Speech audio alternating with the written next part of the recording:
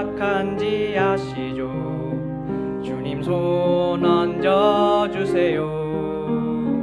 힘든 싸움에 상한 날 보세요. 은혜 더해 주세요. 여러분의 성경책 우리 이어서요. 시편 말씀 보시겠습니다. 시편 8편 4절부터 9절까지 중에 우리 4절과 5절 함께 읽겠습니다. 사람이 무엇이기에 주께서 그를 생각 속에 깊이 두시나이까? 사람의 아들이 무엇이기에 주께서 그를 찾아오시나이까? 주께서 그를 천사들보다 조금 낮게 만드시고 그에게 영광과 존귀로 관을 씌우셨나이다. 아멘. 기도하시겠습니다.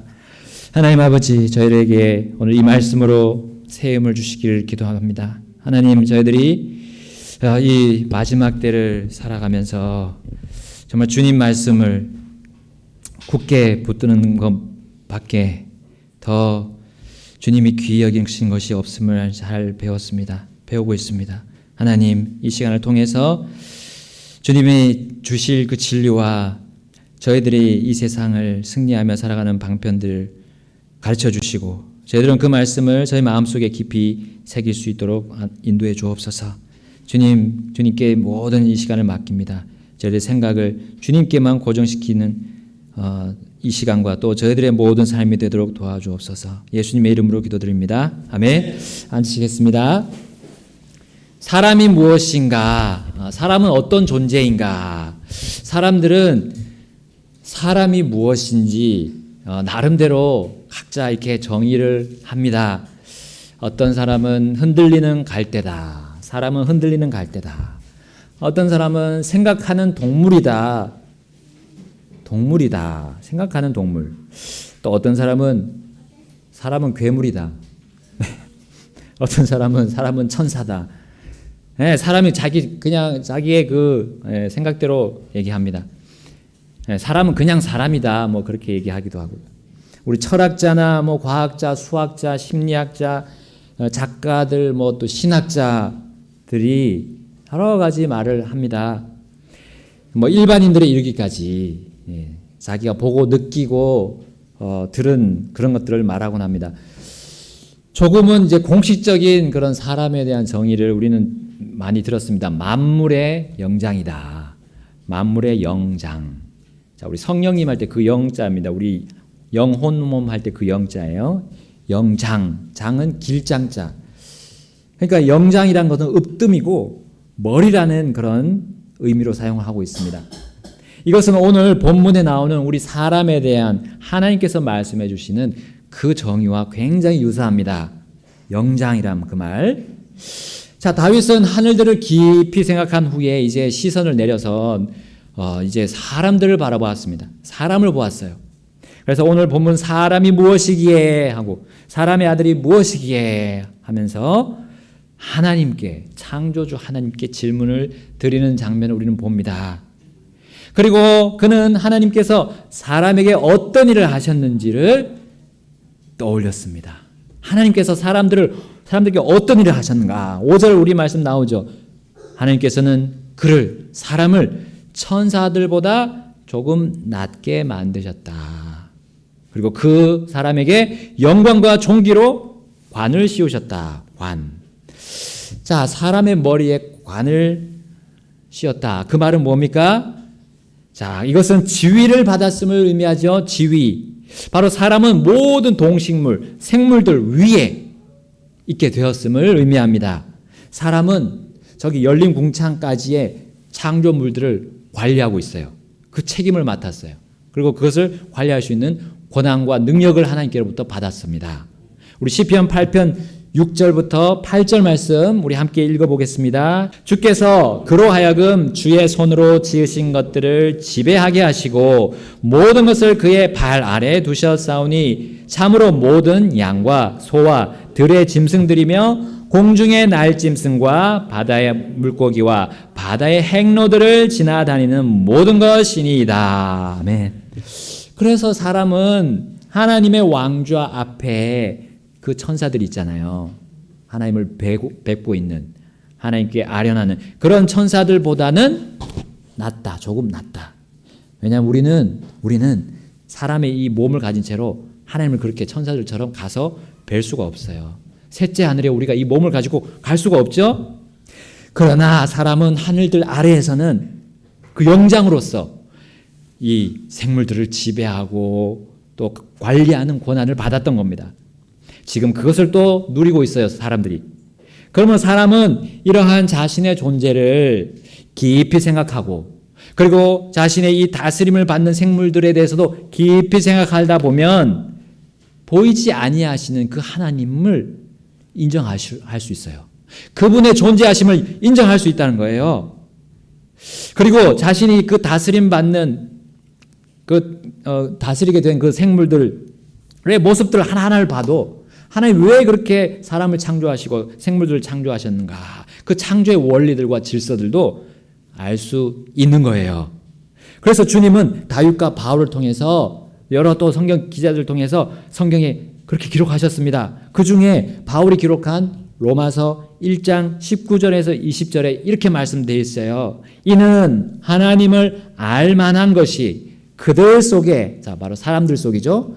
사람들 속에 분명히 드러나 있기 때문이라 했습니다. 그래서 하나님께서 그것들을 그들에게 보이셨다고도 말씀하셨어요. 20절에 그분의 보이지 아니하는 것들 곧 그분의 영원하신 권능과 신격은 세상의 창조 이후로 분명히 보이며 만들어진 것들을 통해 깨달아 알 수 있나니 그러므로 그들이 변명할 수 없느니라. 아멘. 하나님이 존재하시다는 걸 사람들은 자신을 보고 생물들을 보게 되면 아 계시구나 깨달을 수 있어요. 알 수 있어요. 그런데도 자꾸 하나님이 어디 계시냐 눈으로 봐야 되겠다 하는 거는 그거는 믿기 싫어서 하는 말이죠.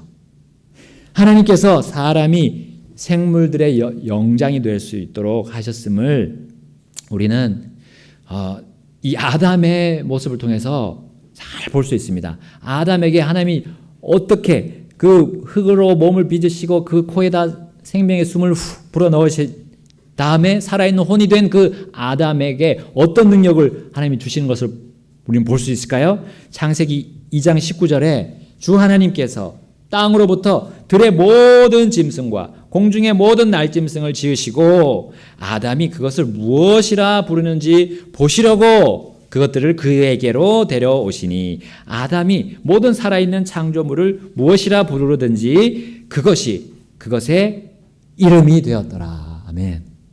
자, 다스리는 것에서 하나님이 다스린 그 지위와 영광과 종기로 관을 씌우신 그 모습은 바로 여기서 잘 나타나고 있어요. 생물들에 대한 이런 식물들, 동물들에 대한 이름을 지어줬다는 거예요. 이름. 여러분, 이름은 그 이름을 가진 존재에 대한 증명서예요. 증명서. 우리 사인하잖아요. 이름으로. 사인 쫙. 그럼 이 사인을 한 사람은 어딘가 존재하고 있어요. 그 사람은 존재하고 있다는 걸 증명하는 거예요. 사람은 존재하지 않는 것에다가 이름을 붙일 수 없어요. 하나님은 사람에게 생물들의 이름을 지을 수 있는 그 고유한 능력과 권한을 주셨던 겁니다. 그러므로 사람이 어떤 것을 이렇게 저렇게 짓고 부르는 그 일은 적은 일이 아니에요. 무가치한 일도 아니고 엄청난 일입니다. 매우 고차원적인 능력이란 거예요. 영장만이 가지고 올 수 있는 능력. 우리 어디 동물들이 이름 부른 거 봤어요? 그러지 못합니다. 사람만이 가질 수 있는 이름을 지을 수 있는 능력이에요. 자, 이런 의미에서 사람은 자신의 머리 위에 계신 자신의 머리 아래에 있는 생물들은 이름을 지을 수 있지만 자기 머리 위에 계신 하나님의 이름은 지을 수 없었던 거예요. 지을 수 없어요, 지금도. 그래서 모세가요, 이집트에 있는 이스라엘 백성들에게 가라고 하나님께서 명령하셨을 때 모세가 뭐라고 했습니까? 내가 하나님의 그 말씀, 저에게 주신 그 말씀을 전할 때에 그들이 그분의 이름에 대해서 물어보면 제가 뭐라고 대답할까요? 하나님께 여쭈었던 거예요. 그때 하나님께서 뭐라고 그랬습니까? 나는 스스로 있는 자니라. 우리 이렇게 번역했죠. 영어의 I am that I am이죠. 그 직역하면 뭡니까? 나는 나다라는 거예요. 나는 나다. 이게 무슨 말입니까? 사람은 하나님의 이름을 지을 수 있는 능력이 없다는 거예요. 하나님이 사람에게 지배당하지 않는다는 거예요. 나로 인해서 창조된 너희 사람이 감히 내가 존재하는지 이름을 짓는 건다는 거 뭐예요? 존재하는 거에 대한 증명하는 거죠. 존재한다 이것은. 너희들이 감히 내가 존재하는지 안 하는지 그렇게 너희들이 따질 수 없다는 거예요. 네. 하나님의 그 신격과 그분의 성품은 그것은 사람이 만들어낸 게 아니에요. 사람이 고안해낸 게 아니라는 겁니다. 하나님을 거부하는 사람들은 사람이 하나님을 만들었다 이렇게 얘기하는 거예요.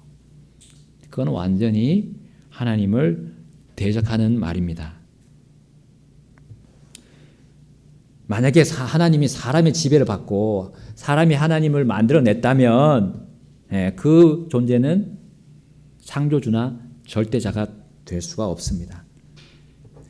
그래서 십계명에 하나님께서 어떻게 자신의 이름에 대해서 말씀하셨습니까? 출애굽기 20장 7절에 너는 주 내 하나님의 이름을 헛되이 취하지 말라. 주가 자신의 이름을 헛되이 취하는 자를 죄 없다 하지 아니하리라. 아멘. 그래서 우리 하나님을 믿고 정말 진정으로 두려워하고 경외하는 사람들은 하나님의 이름을 그렇게 막 부르지 않았어요. 아도나이라고 하면서 자신을 막 어쩔 줄 몰라 하면서 하나님을 그렇게 불렀습니다. 그러므로 사람이 생물의 영장이고 창조물 중에 머리이지만 그 지배하는 능력은 오직 하나님의 지배와 권능 아래 있을 뿐이에요. 그분 앞에서 사람의 능력은 아무런 힘을 하나님을 능가하는 힘을 발휘하지 못합니다. 다윗의 다른 시편에서 말씀합니다. 시편 144편 3절과 4절에 이렇게 말씀하고 있습니다. 주여 사람이 무엇이기에 주께서 그를 알아주시나이까? 혹은 사람의 아들이 무엇이기에 주께서 그를 중히 여기시나이까? 4절입니다. 사람은 헛된 것과 같고 그의 날들은 지나가는 그림자와 같으니라. 아멘. 사람이 가진 그 영광과 존귀의 관이 하나님의 영광과 존귀의 관에 비해서는 헛되다는 거예요. 하나님의 존귀와 영광과에 비해서는 그 인생이 지나가는 그림자 같다라고 다윗은 고백하면서 주님을 찬양했습니다. 솔로몬이 기록한 전도서에 앞서서 다윗은 하나님이 아니면 사람이 해 아래 하는 그 모든 일이 헛된 것일 뿐임을 이미 솔로몬에게 가르쳐 줬던 거예요. 이 모든 시편을 통해서. 다윗의 한창 앞의 세대, 우리 아브라함 세대에 있었던 욥도 사람의 존재를 이렇게 증언합니다. 욥기 7장 17절, 18절, 19절 이렇게 말하고 있습니다. 제가 읽겠습니다. 사람이 무엇이기에 주께서 그를 크게 만드시나이까? 또 주께서 주의 마음을 그에게 두시나이까? 또 주께서 아침마다 그를 찾아보시고 매 순간 단련하시나이까? 19절입니다. 주께서 내게서 떠나지 아니하시며 혹은 내가 침을 삼킬 때까지 침 꿀꺽 삼켜보세요. 그 순간에도 나를 내버려 두지 아니하시기를 어느 때까지 하시리까? 지금 욥이 정상인 상태였어요? 몸이 정상인 상태였어요? 아니면 그의 주위 가족들, 그의 재산이 정상이었습니까? 아니었습니까? 그가 다 읽고 난 뒤에 지금 이렇게 얘기하고 있는 거예요. 그는 큰 고통을 당하고 있었습니다.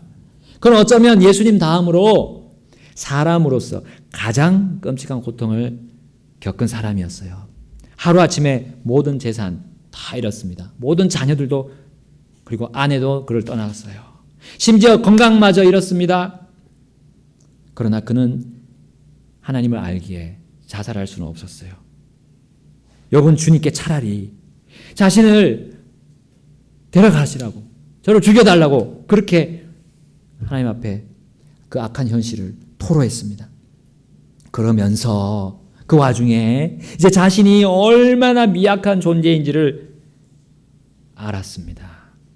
그때 자신에게 찾아오시는 그 하나님의 활동하시는 그 영이신 하나님 보이지 않잖아요. 근데 활동하고 계세요. 자신 앞에 와서 또 자신 안에서 활동하는 것을 그는 부인할 수가 없었던 겁니다. 그의 발바닥부터 정수리까지 그 종기가 났고 그의 마음 혼은 고뇌와 슬픔으로 가득했지만 그의 영은 하나님께서 자신을 결코 내버려 두지 않고 계심을 더 확실히 느꼈던 거예요. 더 확실히 경험할 수 있었던 겁니다. 그 고통 중에, 그 고뇌와 슬픔 중에요. 이렇듯 하나님께서는 사람이 무엇인지를 사람이 알 수 있도록 이 세상 전체를 주관하고 계시는 겁니다. 전체만 하는 게 아니라 우리 각 사람 일거수일투족 다 감찰하고 계시고 우리의 침 넘어가는 거 그거조차도 주님이 보고 계시다는 거예요. 우리 머리카락 수도, 각 사람의 머리카락 수도 우리는 셀 수 없지만 다 세고 있습니다. 셀 수 있으신 그런 능력 있는 분이시대요. 그러면서 사람을 자신의 마음에 두시고 그분의 생각 속에 사람들을 깊이 두시기를 기뻐하신다는 겁니다. 이런 높으신 분이 이렇게 세밀하게 우리 앞에 있다는 거예요. 존재하고 계신다는 겁니다. 이런 하나님을 내가 믿는 사람이라면 결코 하나님 위로 자신을 높이지 않을 거예요. 특히 그 하나님께서 사람의 몸을 입고 오셔서 죄로 멸망당할 수밖에 없는 우리들을 구원하셨다는 그 복음을 믿고 예수님을 받아들인 하나님의 자녀들은 더욱 더 그러하지 않을까요? 겸손히 자신을 낮추지 않을까요? 내가 했던 모든 일들과 공로들이 내가 한 일이 아닙니다. 하나님, 그걸 인정하는 삶이 되지 않을까요? 나는 그저 주인님의 종 같은, 주인님의 그 노예 같은 그런 사람일 뿐입니다. 주님 저에게 시켜만 주시면 저는 주님 따르겠습니다 하면서 그것만이 자신의 삶의 기쁨으로 삼고 받아들일 수 있지 않습니까? 하나님 앞에서 결코 종이 되고 노예가 되는 것은 치욕이 아닙니다. 우리는 사실상 하나님의 종으로서 우리는 귀를 뚫었어요. 우리 얼마 전에 본 그 말씀, 출애굽기 말씀. 영원히 그 주인의 종이 되겠다 하면 데려가서 벽에다 대고 문설중가 이거 거기다 딱 뚫었잖아요. 이것은요 치욕이 아니고 반대로 영광과 존귀를 관을 씌워주신 하나님께 더 많은 영광과 존귀를 받는 길입니다. 겸손합시다. 하나님 앞에 겸손히 살아야겠죠? 또한 사람이 짐승 위에서 짐승을 길들일 능력이 있다고 해서 그리고 사람 앞에서 사람이 그 지혜로 하나님 주신 능력과 지혜로 다른 것들을 주관하고 이 창조물들을 관리하고 그리고 도시를 만들어서 거기에 동물과 식물을 또 넣으면서 마치 자신만만해서는 안 된다는 거예요. 사람에게 이런 특별히 생물들을 지배하는 능력까지 주님은 주셨지만 그러나 그 능력이 있다고 해서 자신만만한 그런 마음 그렇게 해도 된다는 허락을 하신 적이 없어요. 우리 야고보서 3장 7절에 모든 종류의 짐승과 새와 뱀과 바다에 있는 것들은 길들여졌고 또 사람이 길들여 왔으나 그렇지만 3장 8절 야고보서 3장 8절에 뭐라 되어 있습니까? 혀는 여러분 입속에 있는 그 작은 새치 세치혀라 그러죠. 그 혀는 아무도 능히 길들이지 못하나니 그것은 다스릴 수 없는 악이요 죽이는 독으로 가득한 것이니라. 사람이요 다른 것들은 다 관리하고 뭐 체계를 잡아가고 시스템 잡아가고 이렇게 할 수 있지만 자신의 몸 안에 있는 그 작은 이 혀조차 관리하지 못합니다. 그런데 하나님 앞에서 자신만만하게 자신을 드러내고 자랑할 수 있겠습니까? 사람은 얼마나 연약한 존재입니까? 사람은 자신의 몸 전체도 사실은 알 수 없어요. 그리고 그것을 가지고 자신을 드러낼 수도 없습니다. 그러나 많은 좀 지식이 있다고 하는 사람들은 어떻게 하고 있습니까? 하나님께서 욥에게 질문했던 그 많은 질문들 있잖아요. 욥기에 나오잖아요. 그것에 하나하나 대답하려고 얼마나 온갖 노력을 다 기울이고 있습니까? 과학자들, 철학자들 거기에 답을 다 달아보려고 합니다. 근데 안 되니까 이제는 어쩔 수 없이 거짓말을 하게 됩니다. 그것이 이제 진화론이죠. 진화론. 고집을 부립니다. 하나님 앞에서 계속 고집 부려요. 나는 잘났습니다. 나는 할 수 있어요. 하면서 고집 부리는 거예요. 이것이 얼마나 어리석은 모습입니까? 그러나 그 어리석은 모습은 결국 교만을 만들고 교만은 그 결과가 멸망이라고 말씀하고 계십니다. 그러나 그 반대로 겸손한 자는 하나님이 주시는 은혜를 받습니다. 은혜. 이것이 얼마나 우리 지혜로운 인생을 살 수 있는 하나님의 온전한 말씀입니까? 우리 잠언 3장 34절에 말씀하시죠. 참으로 그분께서는 비웃는 자들을 비웃으시나. 이 비웃는 자들은 누굽니까? 하나님 말씀에 대해서 비웃는 거예요. 하나님이 창조하셨다 그러면 믿으면 되는 건데 믿지 않고 자기들이 빅뱅 뭐 5만 가지 이론들을 만들어내서 비웃고 있다는 거예요. 그러나 하나님은 그런 비웃는 자들, 그런 교만한 자들은 비웃으시고 멸망으로 내몰아가실 겁니다. 그리고 내몰고 계십니다. 그러나 반면에 겸손한 자에게는 은혜를 베푸시니라 라고 잠언의 솔로몬을 통해서 우리에게 얘기해 주고 있습니다. 오늘의 이 시편 8편 이것은 이 속에 있는 진리, 사람이 무엇인가, 그리고 사람에 비해서 하나님은 어떠신가를 우리에게 알려주는 이 진리가 이제 하나님께서 히브리서에서도 다시 한번 소개하고 계십니다. 우리 히브리서를 가보겠습니다. 무엇을 더 주시려고 하나님이 거기에 더해서 무엇을 우리에게 밝혀주시려고 그러시냐. 우리 히브리서 2장으로 가보겠습니다. 지혜와 지식을 가지고 땅과 바다의 생물 그 위로 크게 만들어진 사람, 특별한 능력인 생각과 계획을 가지고 자유의지로 이 땅을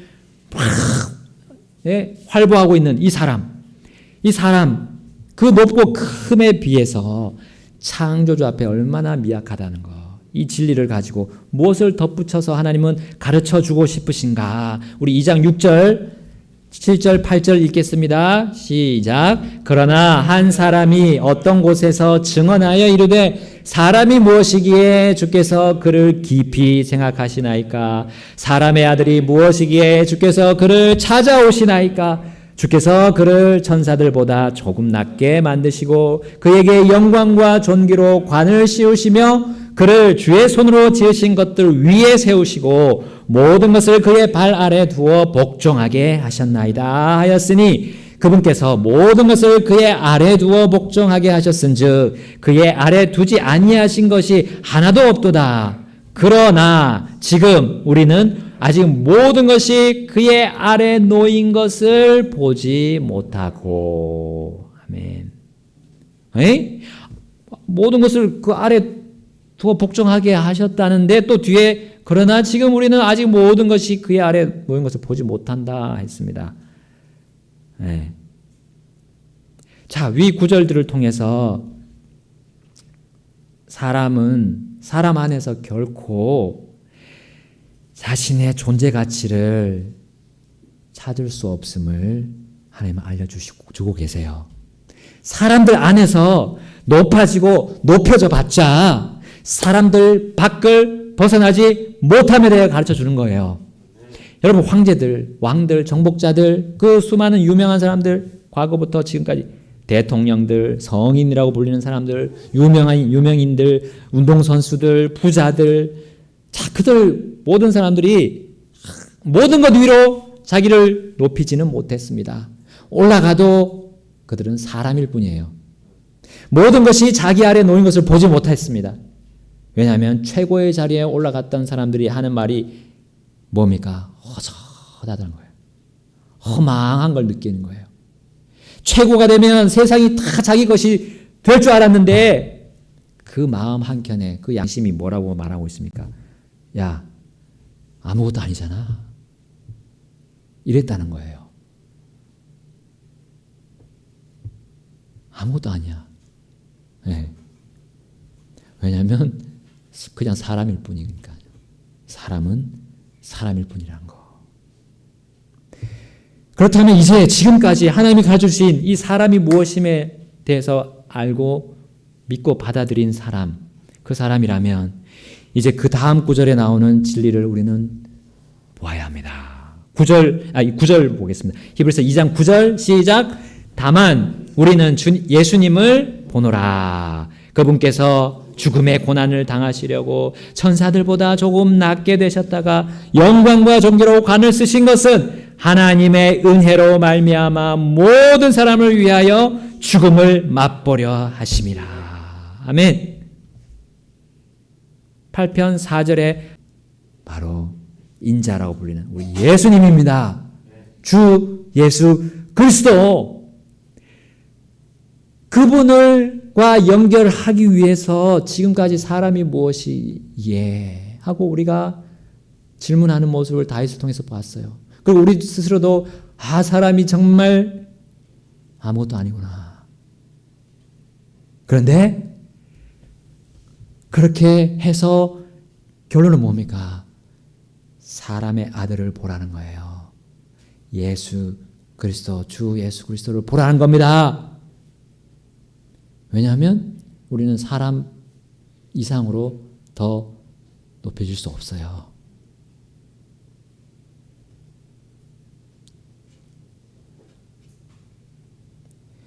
연약한 사람이지만 관을 가지게 된 그 의미와 가치가 얼마나 귀중한지를 우리는 오직 예수님으로 확인할 수 있습니다. 예수님이 안 계시면 우리가 이 생물들을 다스리고 관리하는 게 아무 의미가 없는 거예요. 헛된 거라는 겁니다. 왜 우리가 사는지 그 의미도 없다는 거예요. 왜 우리가 교회 나오는지, 그리고 교회 모임을 통해서 하나님을 알아가는지 예수님하고 연결이 안 되면 아무 의미가 없다는 거예요. 예수님은 사람이시지만 하나님이시기 때문입니다. 완전한 사람이고 완전한 하나님이십니다. 히브리서 2장 10절 말씀 보겠습니다. 히브리서 2장 10절 다 같이 읽겠습니다. 시작. 자신을 위해 모든 것을 존재하게 하시며 또 자신으로 말미암아 모든 것을 존재하게 하시는 그분께서 많은 아들들을 영광으로 데려가시는 일에서 그들의 구원의 대장을 고난들을 통해 완전하게 하심이 합당하도다. 아멘. 자신의 죄들로 인해 나약해진 사람들을 영광으로 데려가는 구원의 대장, 그분이 예수님이십니다. 우리의 연약한 것을 완전히 메꿀 수 있는, 그리고 우리의 부족한 것을 충만하게 하실 수 있는 분이 예수님이란 겁니다. 아멘. 주님은 자신의 생각과 그 속에, 그 계획 속에 우리를 두셨던 거예요. 우리 사람, 이 미천한 사람, 이 더러운 죄덩어리인 우리들을 그분의 귀중하고 정말 우리는 감당할 수 없는 그 계획 속에 우리를 넣으셨어요. 그게 예정 아닙니까? 예정하셨다는 거의 의미가 아닙니까? 그래서 다윗과 욥과 바울을 통해서 하나님은 그분의 자신의 깊은 생각에 대해서 알려주셨습니다. 그리고 성경의 모든 기록자들 그에게 영감을 주셔서 알려주셨던 거예요. 그리고 그 계획의 주인공이신 구주 예수님을 찬양하고 선포하도록 하셨던 겁니다. 그리고 우리는 그것을 받았기 때문에 그거를 똑같이 전하는, 예수님을 전하는 삶을 살아야 하는 거예요. 내가 예수를 믿었다면. 그 예수님이 진짜 창조주시고 하나님이시고 말씀이시고 오직 모든 인생의 문제에 해답이시는 것을 내가 받아들였다면 그분을 전해야지요. 우리는 이 복음을 듣고 믿어서 죄와 지옥으로부터 구원받았습니다. 얼마나 놀라운 하나님의 계획입니까? 예수님께서는 창세전부터 예정하신 이 구원의 계획을 사람과 함께 하셨습니다. 사람과 함께 그걸 나누셨어요. 그래서 그 아래에서 지배당하는 또한 생물들 속에서도 그 의미들을 집어넣어 주셨어요. 저 궁창의 천체들 속에도 집어넣어 주셨어요. 온 세상과 함께 사람을 만드는 계획을 하셨는데 그게 플랜 A였어요. 플랜 A였다면 또한 세상에서 사람이 범죄해서 타락할 것도 대비하셔가지고 플랜 B를 계획하셨던 겁니다. 이 계획, 이 깊은 하나님의 생각이 우리 본문에 mindful이라는 그 단어 속에 들어있는 거예요. mindful. 사람이 무엇이기에 그를 생각 속에 깊이 두시나이까. 마음에 주님의 그 귀한 고귀한 마음 속에 우리를 담아두시냐는 거예요. 우리를 귀히 여기시고 중히 여기시냐는 겁니다. 너무나 이 성경 기자들은 떨었어요. 그 이 사실에 떨면서 감격하면서 그러니까 하나님을 섬기지 않을 수가 없는 겁니다. 신실하게 섬기지 않을 수가 없는 거예요. 예수님을 아니까. 예수님이 나에게 어떤 분이신지 아니까요. 우리 주님은 사람을 그렇게 깊이 다루시고 세밀한 관심을 보이신다는 것을 우리는 오늘 분명히 알았습니다. 분명히 알았습니다. 그래서 그 하나님의 사랑이 우리 주 예수님 속에 분명히 드러나 있지 않아요?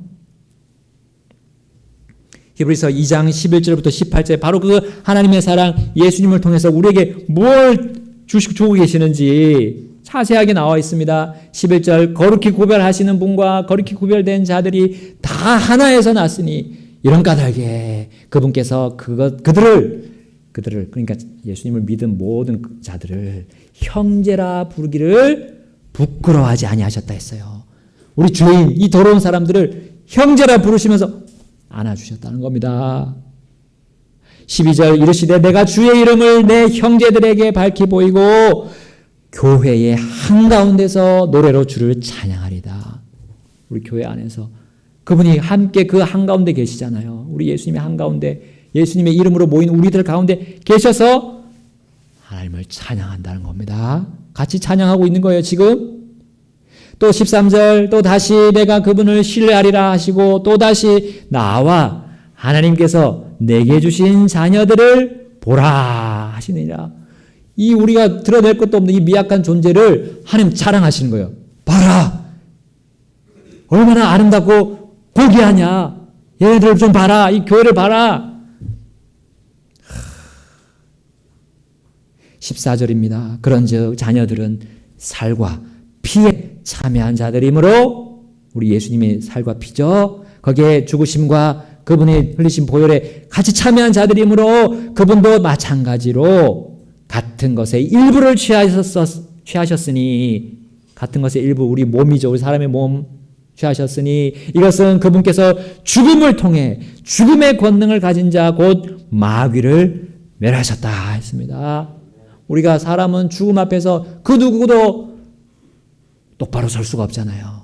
죽음이 찾아오면 그냥 이 땅을 떠나야 되는 겁니다. 어떤 부자, 어떤 유명한 사람, 어떤 부유한 사람이라도 고귀하다고 하는 사람들도 죽음 앞에서는 어떻게 할 수가 없어요. 그런데 그 죽음을 이기셨어요. 이기시고 우리도 그 죽음을 이길 수 있는 권능을 주셨다 했습니다. 그리고 죽음의 권능을 가진 그 마귀를 멸하셨다는 겁니다. 이 얼마나 큰 은혜입니까? 15절 또 죽음을 두려워하여 평생토록 속박에 얽매인 자들을 건져내려 하심이라. 방금 똑같죠? 16절 진실로 그분께서는 자기 위에 천사들의 본성을 취하지 아니하시고 자기 위에 아브라함의 씨를 취하셨도다. 사람의 몸을 입고 오셨다는 거죠. 17절 그러므로 모든 일에서 그분께서 자기 형제들과 같게 될 필요가 있었으니 이것은 그분께서 하나님께 속한 일들에서 긍휼 많고 신실하신 대제사장이 되사 백성의 죄들로 인한 화해를 이루려 하심이라. 아멘. 예수님은 지금도 여전히 하나님 보좌, 하나님 왕자 우편에 앉아 계셔서 우리를 중보하고 계세요. 우리가 언제든지 죄를 지을 수 있는 우리 몸을 입고 있습니다. 육신을 입고 있어요, 우리는. 그러나 우리 예수님께서 언제든지 우리가 그 죄에 대해서 자백할 때 우리를 아버지, 그 왕자에 계신 아버지에게 가셔서 예수님이 그 흘리신 피를 보여주시면서 계속해서 화해를 이루고 계신다는 거예요. 이 일을 누가 할 수 있겠습니까? 이 일을 누가 할 수 있겠어요? 우리를 변화하시고 우리의 죄에 대해서 우리가 회개한 그 모든 죄에 대해서 사해 주실 수 있는, 용서해 주실 수 있는 그 근거를 누가 제시하겠습니까? 어느 변호사가 제시하겠습니까? 예수님뿐입니다. 예수님. 마지막 18절 이제는 우리가 삶에서 찾아오는 시험과 고난까지도 주님은 그 속에서 우리를 구조시킬 수 있는 한 분입니다. 다 같이 읽겠습니다. 18절 시작. 그분께서 친히 시험을 받아 고난을 당하셨은즉 시험 받는 자들을 능히 구조하실 수 있느니라. 아멘. 어떤 시험입니까? 지금 우리가 당하고 있는 이 코로나 시대 이런 시험들 이것도 별거 아닙니다. 하나님 앞에서 별거 아니에요. 우리가 예수님과 함께 간다면 예수님이 가만히 계시겠습니까? 그 세심하신 분이. 자, 이제 우리는 그렇게 부지런히 일하고 계시는 우리 예수님을 알았습니다. 나에 대해서 알았고 예수님에 대해서 알았습니다. 우리 하나님이 어떤 분이신지 알았습니다. 그럼 이제 내 삶의 방향이 어떤 방향으로 가야 할지 간단합니다. 매우 간단하죠. 어떤 길로 가야 될지. 다른 이름이 아닙니다. 다른 이름들이 아니에요. 그 이름들 온 땅에서 뛰어나다고 해서는 안 됩니다. 오직 주 예수 그리스도의 이름만이 온 땅에 어찌 그리 뛰어나신지요? 라고 우리는 고백하는, 그것이 내 삶에 그대로 드러나는 인생으로 우리는 지금부터 계획해야 되겠습니다. 그거밖에 없습니다. 간단합니다. 이제 결단하겠습니다. 우리 목사님 나오셨습니다. 네. 지난 자 능력을 주시며